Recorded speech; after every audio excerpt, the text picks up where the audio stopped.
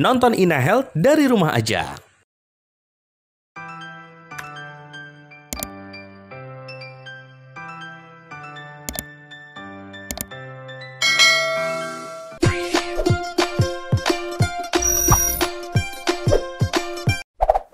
Halo semua, gimana kabarnya? Sehat ya? Musim liburan telah tiba. Hayo, sudah tahu belum kalau pemerintah mengeluarkan aturan untuk yang mau bepergian harus rapid test dulu. Ternyata ada beberapa jenis rapid test loh. Yuk kita bahas di HiDoc Ina Health. Kita ke pertanyaan pertama ya. Hai dok, apa sih perbedaan rapid antibody, antigen, dan swab PCR? Bagaimana cara melakukannya dan keefektifannya? Baik, jadi perbedaan antara rapid antibody, rapid antigen, dan swab PCR. Yang pertama namanya rapid ya, jadi kedua ini rapid antibody dan rapid antigen. Berarti tes ini cepat, antara 10-15 menit itu hasilnya sudah keluar. Kalau antibody itu dipakai untuk mendeteksi adanya antibody, yaitu IgM dan IgG pada seseorang yang telah terinfeksi COVID. Ya. Kalau antigen itu yang dilihat adalah protein dari virus. Caranya sama, jadi kalau antibody itu mengambil darah dari ujung jari dengan cara prik, kemudian antigen itu mengambil dari lendir, rongga mulut atau rongga hidung. Sedangkan PCR itu adalah mendeteksi adanya virus, DNA atau RNA dari rongga hidung atau rongga mulut dengan menggunakan alat yang menggunakan PCR namanya. Jadi itu membutuhkan waktu kira-kira 3-6 jam.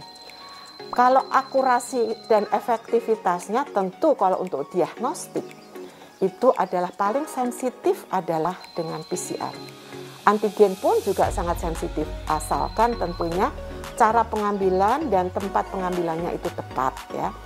Antibody itu juga sangat penting karena itu bisa dipakai untuk melihat apakah seseorang telah pernah terinfeksi oleh virus COVID. Dan selain itu, adanya antibody juga dapat digunakan untuk melihat adanya transmisi virus. Untuk case fatality rate, untuk prediksi sebetulnya itu sangat penting. Jadi di public health itu sangat penting untuk melihat policy atau kebijakan terhadap penanganan COVID di masyarakat. Jadi antibody sekali lagi merupakan anti IgM ataupun IgG yang dengan tes ini dapat dideteksi secara singkat, tetapi tujuannya tidak untuk diagnostik, tapi untuk tracing, tracking, melihat transmisi virus, dan juga untuk melihat herd immunity di masyarakat. Pertanyaan kedua, hai dok, perlukah anak di bawah 12 tahun melakukan rapid? Dengar-dengar anak kecil belum bisa menularkan virus corona. Apa betul? Ya. Jadi anak di bawah 12 tahun pun itu perlu melakukan rapid. Anak yang dengan gejala itu harus dilakukan rapid. Anak sehat yang melakukan banyak kegiatan dan bertemu dengan banyak orang juga harus dilakukan rapid.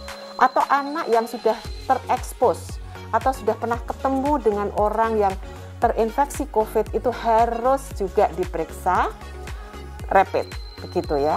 Jadi anak itu juga punya potensi sama saja dengan dewasa, bahwa kalau dia terinfeksi COVID, kemudian dia berbicara, kemudian dia terbatuk, itu akan mengeluarkan virus ke udara yang dapat kemudian ditularkan pada orang-orang di sekitarnya.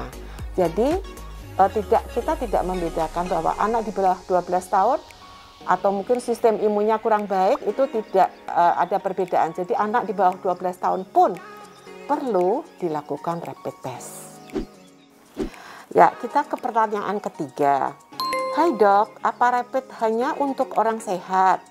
Lalu kalau ada orang dengan penyakit bawaan, bagaimana? Misalnya HIV dan lain-lain. Ya, jadi Apakah rapid test hanya untuk orang sehat? Jawabannya tidak.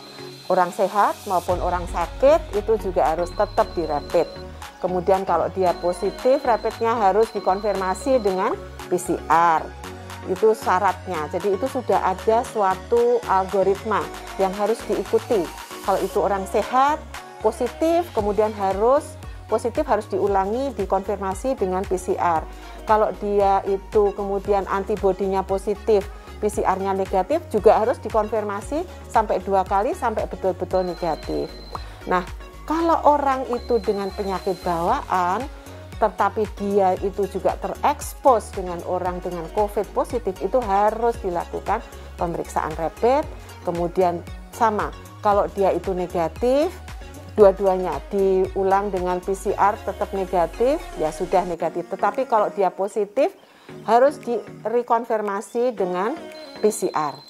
Kemudian kalau orang itu dengan penyakit HIV atau penyakit-penyakit yang terkait dengan autoimun, misalnya lupus, itu kita harus sangat berhati-hati karena dia mempunyai defek atau mempunyai ketidakmampuan di dalam sistem imunnya, sehingga untuk orang-orang semacam ini itu antigen atau PCR ini merupakan syarat.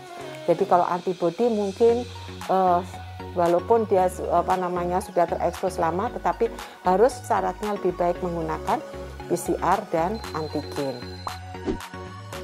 Nah, itu tadi informasi terkait dengan rapid test. Terima kasih untuk yang sudah bertanya. Jangan lupa share video ini. Saatnya saya, Profesor Dr. Sofia Mubarika Haryana, Master of Medical Science PhD pamit. Salam sehat, sampai jumpa.